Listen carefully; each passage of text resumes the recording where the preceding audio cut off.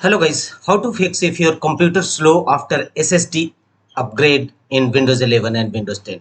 And to fix this slow computer or laptop running after SSD upgrade, first workaround is go to Windows settings, and from the left side go to privacy and security.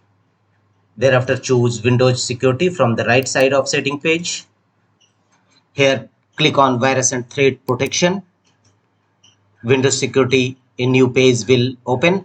Here scroll down and click on scan options, and here you will find four options: quick scan, full scan, customized scan, and Microsoft Defender antivirus. Choose full scan and finally click on scan now for any virus attack on your system. The next workaround is right click on start button, choose Windows settings again. From the left side go to Windows update and click on check for updates, and if any update available, simply download and install it in your system. Thereafter scroll down and click on advanced options. Here scroll down and choose optional updates, and if any optional updates available, download and install it in your system.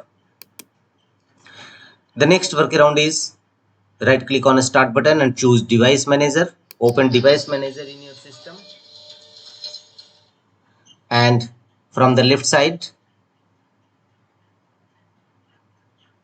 go to disk drivers and right click on it and choose update driver.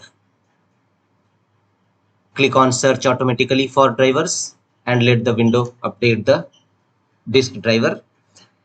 After that go to Windows search and type cmd and open command prompt windows as administrator mode and execute chkdsk command and scan your drivers.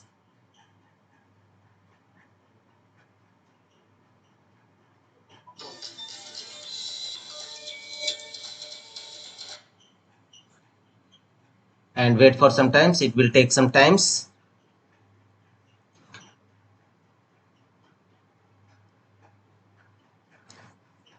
And after that your computer will run fast. That's all.